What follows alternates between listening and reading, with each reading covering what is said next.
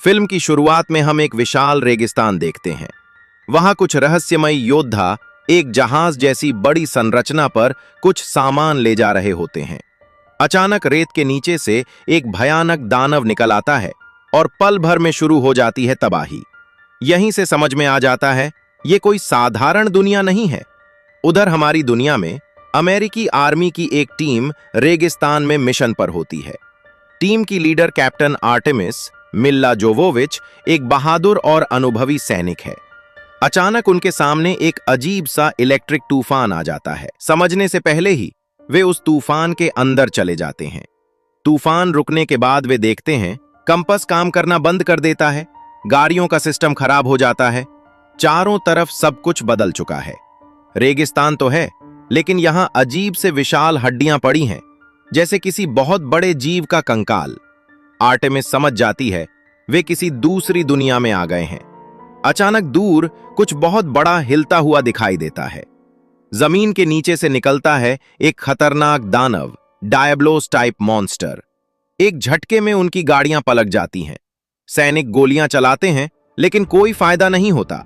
दानव की खाल इतनी मजबूत है कि गोलियां भी असर नहीं करती। एक एक करके टीम के सदस्य मारे जाने लगते हैं। चारों तरफ धूल, आग और चीखें। आर्टेमिस पूरी ताकत से लड़ती है। रात हो जाती है, चारों ओर सन्नाटा, लेकिन अंधेरे में डर छिपा है। आर्टेमिस फैसला करती है अगर जिंदा रहना है तो इस अनजान दुनिया के नियम सीखने होंगे। अचानक जमीन कांपने लगती है। दूर रेत की लहरें उठ रही हैं। मतलब डायब्लोस फिर से शिकार पर निकल चुका है। हंटर तुरंत इशारे से आर्टेमिस को चुप रहने को कहता है। वो समझाता है ये दानव आवाज और कंपन से अपने शिकार को ढूंढता है। आर्टेमिस पहली बार समझती है यहां आधुनिक हथियारों से ज्यादा रणनीति जरूरी है।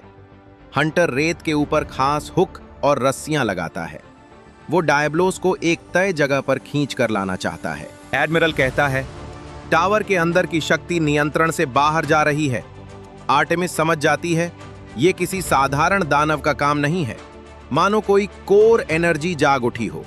सभी हंटर तुरंत टावर की ओर बढ़ते हैं। रास्ते में दिखता है छोटे छोटे दानव झुंड बनाकर बाहर आ रहे हैं। मतलब टावर की शक्ति सिर्फ बड़े दानवों को ही नहीं, छोटे जीवों को भी उन्मादी बना रही है। आर्टेमिस और हंटर सामने से लड़ते हुए आगे बढ़ते हैं। आखिरकार वे टावर के दरवाजे तक पहुंचते हैं। अंदर अंधेरा है, लेकिन दीवारों पर लाल रोशनी चमक रही है। टावर के बीचों बीच एक विशाल ऊर्जा गोला घूम रहा है। उस गोले के अंदर कुछ हिलता हुआ दिखाई देता है। अचानक ऊर्जा गोला फट जाता है। उसके अंदर से निकलता है एक विशाल ड्रैगन, पहले के सभी दानवों से भी बड़ा, आधा आग आधा बिजली। उसकी गर्जना से पूरा टावर कांप उठता है। एडमिरल फुसफुसाता है यही असली अभिशाप है। दानव आसमान में उठकर आग और बिजली का तूफान पैदा करता है। कई हंटर गिर पड़ते हैं। आर्टेमिस समझ जाती है इसे बाहर खुले मैदान में लाकर लड़ना होगा। वो योजना बनाती है कि टावर की चोटी पर जाकर कोर एनर्जी बंद करेगी। हंटर दानव को व्यस्त रखता है। आर्टेमिस टूटी सीढ़ियों से ऊपर चढ़ती है। नीचे भयंकर युद्ध चल रहा है। ऊपर पहुंचकर वो देखती है कोर एनर्जी को नियंत्रित करने वाला एक प्राचीन यंत्र है। अगर वो यंत्र बंद कर देगी तो पोर्टल भी बंद हो जाएगा, लेकिन विस्फोट से टावर नष्ट हो सकता है। आर्टेमिस दुविधा में पड़ जाती है। क्या वो अपने घर लौटने का मौका खो देगी? वो हंटर की ओर देखती है और फैसला करती है अब इस दुनिया को बचाना ही उसका कर्तव्य है। वो यंत्र को सक्रिय कर देती है। एक विशाल प्रकाश विस्फोट होता है। दानव जोरदार चीख मारता है और कमजोर पड़ जाता है। टावर जोर जोर से कांपने लगता है और धीरे धीरे टूट कर गिरना शुरू कर देता है। टावर के विस्फोट के बाद सब कुछ शांत हो जाता है। हंटर मलबे के बीच आर्टेमिस को ढूंढने लगते हैं। अचानक टूटे पत्थरों के नीचे हलचल होती है। आर्टेमिस जिंदा है, लेकिन गंभीर रूप से घायल। हंटर उसे खींचकर सुरक्षित जगह पर ले आता है। टावर लगभग पूरी तरह नष्ट हो चुका है, लेकिन बीच में एक छोटा सा एनर्जी रिंग अभी भी जल रहा है। एडमिरल समझ जाता है पोर्टल पूरी तरह बंद नहीं हुआ, बल्कि अस्थिर हो गया है। मतलब किसी भी वक्त कुछ भी बाहर आ सकता। अचानक मलबा फिर कांप उठता है। वो विशाल ड्रैगन अभी पूरी तरह मरा नहीं था। वो घायल है, लेकिन अब और भी ज्यादा हिंसक हो चुका है। उसके शरीर से आग और बिजली की चमक निकल रही है। एडमिरल चिल्लाता है, यही आखिरी मौका है। हंटर अपनी बची हुई ताकत के साथ तैयार हो जाते हैं।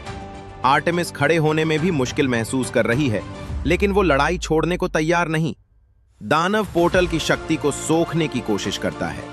अगर उसे पूरी शक्ति मिल गई तो दोनों दुनिया हमेशा के लिए एक हो जाएंगी। आर्टेमिस योजना बनाती है। दानव को पोर्टल के बीच में फंसाकर विस्फोट करना होगा। हंटर सामने से दानव को व्यस्त रखता है। आर्टेमिस आखिरी विस्फोटक लेकर पोर्टल की ओर दौड़ती है। दानव उसकी तरफ आग उगलता है। वो लगभग गिर ही जाती है, लेकिन आखिरी पल में वो विस्फोटक फेंक देती है। एक जबरदस्त रोशनी की चमक। दानव पोर्टल की ऊर्जा के बीच फंस जाता है। विस्फोट में उसका शरीर टुकड़े टुकड़े हो जाता है। पोर्टल की रोशनी धीरे धीरे बुझने लगती है। धूल साफ होने पर दिखाई देता है टावर पूरी तरह नष्ट हो चुका है। पोर्टल अब नहीं रहा। एडमिरल कहता है, दोनों दुनिया फिर से अलग हो गई हैं। आर्टेमिस समझ जाती है, शायद अब उसके अपने संसार में लौटने का रास्ता हमेशा के लिए बंद हो चुका है। आसमान में एक छोटा लेकिन स्थिर पोर्टल खुलता है। एडमिरल कहता है, यह प्राकृतिक नहीं है, शायद किसी ने जानबूझकर इसे खोला है। आर्टेमिस की धड़कन तेज हो जाती है। शायद यही उसके अपने संसार में लौटने का मौका है। हंटर सतर्क हो जाते हैं। किसी को नहीं पता दूसरी तरफ क्या है। हंटर टोनी जा चुपचाप आर्टेमिस के पास खड़ा हो जाता है। दोनों के बीच गहरी दोस्ती बन चुकी है। आर्टेमिस दुविधा में है, क्या वह वापस जाएगी या यहीं रहेगी। अचानक पोर्टल से एक आधुनिक ड्रोन बाहर आता है। पृथ्वी की मिलिट्री फिर से संपर्क खोज रही है। ड्रोन का कैमरा आर्टेमिस को पहचान लेता है। दूसरी तरफ से आवाज आती है, captain Artemis, do you copy. Artemis स्तब्ध रह जाती है, लेकिन तभी पोर्टल अस्थिर होने लगता है। उसके भीतर अजीब सी परछाइयां हिल रही हैं। एक नया दानव पहले से भी ज्यादा तेज आग नहीं बल्कि अंधकार की शक्ति इस्तेमाल करता हुआ पोर्टल तोड़कर बाहर आ जाता है। इस बार लड़ाई सिर्फ हंटरों की नहीं, पोर्टल के उस पार से भी मिलिट्री मिसाइल दागी जाती है। आर्टेमिस समझ जाती है, जब तक दोनों दुनिया साथ नहीं लड़ेंगी जीत संभव नहीं। वह हंटरों और मिलिट्री के बीच समन्वय करके हमला करने का आदेश देती है। अब वह पूरी तरह एक नेता बन चुकी है। उसकी रणनीति से दानव को एक तय जगह पर फंसा लिया जाता है। हंटर आखिरी वार के लिए तैयार होता है। पोर्टल की ऊर्जा धीरे धीरे कम हो रही है। आर्टेमिस पोर्टल की ओर देखती है। उस पार उसका अपना संसार और इस पार उसका नया परिवार। दानव को खत्म करने का एकमात्र तरीका पोर्टल को पूरी तरह बंद करना। वह विस्फोटक सक्रिय कर देती है। एक जबरदस्त रोशनी फैलती है। दानव नष्ट हो जाता है। पोर्टल धीरे धीरे बंद होने लगता है। आखिरी पल में आर्टेमिस उस पार देखती है, लेकिन वह यहीं रहने का फैसला करती है। एडमिरल कहता है, आज से तुम एक सच्ची मॉन्स्टर हंटर हो। हंटर मुस्कुराता है। आर्टेमिस आसमान की ओर देखती है और समझती है उसकी लड़ाई खत्म नहीं हुई, बस उसका रूप बदल गया है। हंटर्स डर जाते हैं। इतने बड़े पंख उन्होंने पहले कभी नहीं देखे। एडमिरल धीरे से कहता है, यह किंग एल्डर है, मतलब सभी एल्डर ड्रैगनों का नियंत्रक। दानव धीरे धीरे नीचे उतरता है। उसका शरीर काले धातु जैसा है। पंखों के किनारों पर आग और बिजली का मिश्रण चमक रहा है। उसकी आंखें लाल रोशनी में जल रही हैं। ऐसा लगता है यही वही शक्ति है जिसने टावर को सक्रिय किया था। जैसे ही वह जमीन पर उतरता है, एक शॉकवेव पैदा होती है। पत्थर की दीवारें टूटकर गिर जाती हैं। एक गर्जना के साथ आसमान में तूफान शुरू हो जाता है।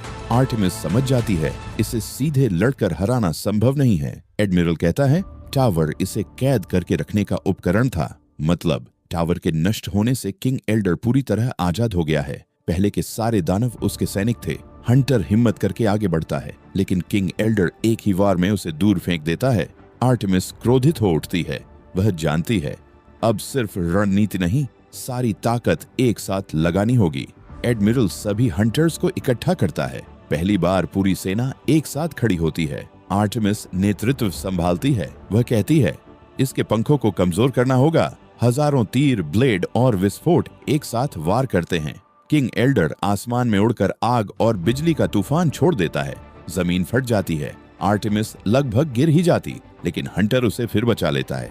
कुछ समय बाद उसके एक पंख पर गहरा घाव बन जाता है। वह गर्जना करता हुआ पीछे हटता है, लेकिन पूरी तरह गिरता नहीं। एडमिरल कहता है, ये तो बस शुरुआत है। धुआं धीरे धीरे छूट जाता है। रेगिस्तान टूटकर बिखर चुका है। आर्टेमिस चारों तरफ देखती है, कहीं भी हंटर दिखाई नहीं देता। उसकी आवाज कांप उठती है, हंटर! कोई जवाब नहीं आता। दानव का विशाल शरीर भी गायब है। ऐसा लगता है जैसे विस्फोट में सब कुछ राख हो गया हो। एडमिरल और बाकी हंटर्स वहां पहुंचते हैं। वे बताते हैं पोर्टल की शक्ति पूरी तरह बंद हो चुकी है। दोनों दुनिया फिलहाल सुरक्षित हैं। आर्टेमिस टूटती नहीं, लेकिन उसकी आंखों में साफ दर्द दिखता है। इस दुनिया में हंटर ही उसका पहला दोस्त था। एडमिरल शांत आवाज में कहता है, योद्धा कभी सच में खोते नहीं हैं। उसी समय रेगिस्तान के आसमान में हल्की नीली चमक दिखाई देती है। सब सोचते हैं, क्या यह पोर्टल की बची हुई ऊर्जा है? आर्टेमिस महसूस करती है कुछ न कुछ अभी भी बाकी है। रात में अकेले आर्टेमिस उस जगह पर जाती है जहां विस्फोट हुआ था। अचानक रेत के नीचे उसे एक परिचित हथियार मिलता है, हंटर की ब्लेड का एक टुकड़ा। मतलब वह यही था। जैसे ही वह ब्लेड को छूती है, फिर से एक छोटी नीली चिंगारी चमक उठती है। दूर आसमान में 1 सेकंड के लिए छोटा सा पोर्टल चमकता है। आर्टेमिस समझ जाती है, शायद हंटर पूरी तरह खोया नहीं है। हो सकता है वह दूसरी तरफ फंस गया हो। अब सवाल यह है, क्या आर्टेमिस अपनी दुनिया में वापस जाएगी या फिर अज्ञात रास्ते पर छलांग लगाकर हंटर को खोजने निकलेगी? एडमिरल कहता है, पोर्टल पूरी तरह बंद नहीं हुआ, बस सो गया है। भोर होने से पहले ही आर्टेमिस पहाड़ों की ओर निकल पड़ती है। दूर कहीं हल्की नीली रोशनी चमक रही है। एडमिरल उसे रोकना चाहता है, क्योंकि अगर गेट फिर से खुला तो खतरा लौट सकता है। लेकिन आर्टेमिस की सिर्फ एक ही बात है, मैं उसे वापस लेकर आऊंगी। पहाड़ के पीछे उन्हें एक प्राचीन खंडहर मिलता है। ये पहले वाले टावर जैसा नहीं है, बल्कि एक छोटा छिपा हुआ गेट सिस्टम है। लगता है ये एक आपातकालीन बैकअप पोर्टल था। दीवारों पर अजीब प्रतीक खुदे हुए हैं। एडमिरल समझाता है, ये प्राचीन भाषा में लिखी चेतावनियां हैं। अर्थ, एक बार खुलने पर रास्ता दोनों दिशाओं में जाएगा। मतलब सिर्फ हंटर ही नहीं, कुछ और भी आ सकता है। आर्टेमिस ब्लेड का टुकड़ा कोर में फिट कर देती है। नीली रोशनी फैल जाती है। छोटा पोर्टल खुल जाता है, लेकिन इस बार दृश्य साफ नहीं है। सिर्फ एक तूफानी अंधेरी दुनिया दिखाई दे रही है। अचानक पोर्टल के उस पार से एक विशाल छाया हिलती है। वह हंटर नहीं है, वह एक नया एल्डर ड्रैगन है, पहले के सभी दानवों से भी बड़ा। उसकी आंखें बैंगनी आग से जल रही हैं। दानव आंशिक रूप से बाहर निकल आता है। रेगिस्तान कांपने लगता है। हंटर्स फिर से अपने हथियार उठा लेते हैं। आर्टेमिस समझ जाती है, हंटर को वापस लाने के लिए पहले इस दानव को रोकना होगा। सब मिलकर हमला करते हैं, लेकिन दानव की शक्ति भयानक है। वह गर्जना करता हुआ फिर पोर्टल की ओर खींचता है, जैसे पूरी तरह बाहर आना चाहता हो। उसी समय पोर्टल के भीतर से एक परिचित गर्जना सुनाई देती है। एक जानी पहचानी छाया तेजी से आगे बढ़ती है। हंटर! वह दूसरी तरफ से छलांग लगाकर दानव पर वार करता है। एक तरफ आर्टेमिस और हंटर, दूसरी तरफ सबसे भयानक एल्डर ड्रैगन। यही आखिरी लड़ाई है। दानव पूरी तरह पोर्टल से बाहर आ जाता है। उसका शरीर बैंगनी आग से घिरा है। उसके पंख फैलकर आसमान को ढक लेते हैं। एडमिरल फुसफुसाता है, ये किंग एल्डर से भी ज्यादा प्राचीन है। मतलब यही असली स्रोत है। हंटर और आर्टेमिस एक दूसरे की ओर देखते हैं। कोई शब्द नहीं, सिर्फ समझ। वे जानते हैं इस बार इसे मिलकर खत्म करना होगा। दानव पहला हमला करता है। जमीन फट जाती है। हंटर उसके पंखों के नीचे घुसकर वार करता है। आर्टेमिस दूर से सटीक निशाने पर गोली चलाती है, लेकिन दानव लगभग अमर है। आर्टेमिस देखती है, दानव के सीने में एक जलता हुआ कोर है। एडमिरल चिल्लाता है, वही उसकी शक्ति का स्रोत है। लेकिन उस कोर तक पहुंचना मतलब मौत को गले लगाना। हंटर कहता है वह दानव को रोके रखेगा। आर्टेमिस समझ जाती है यही आखिरी मौका है। हंटर एक विशाल छलांग लगाकर दानव के सामने खड़ा हो जाता है। आर्टेमिस विस्फोटक सेट करके सीधे कोर की ओर फेंक देती है। ठीक उसी क्षण हंटर अपनी ब्लेड से कोर को चीर देता है। एक विशाल बैंगनी विस्फोट, आसमान सफेद रोशनी से भर जाता है। दानव धीरे धीरे टूटकर राख में बदल जाता है। पोर्टल पूरी तरह बंद हो जाता है। आसमान शांत हो जाता है। हंटर जिंदा है, गंभीर रूप से घायल, लेकिन जीवित। आर्टेमिस फैसला करती है वह अपनी दुनिया में वापस जाएगी। विदा लेने से पहले हंटर उसे अपनी एक ब्लेड उपहार में देता है। दो योद्धा अलग दुनियाओं में रहकर भी एक बंधन से जुड़े रहते हैं। आर्टेमिस अपनी दुनिया में लौट आती है। सब हैरान हैं। वह बदली हुई लगती है। उसकी आंखों में अब एक नई शक्ति है। कैमरा धीरे धीरे दूर हटता है। दूर आसमान में एक पल के लिए हल्की सी चमक दिखाई देती है। मतलब कहानी शायद यहीं खत्म नहीं हुई, भविष्य के सीक्वल का संकेत छोड़ते हुए।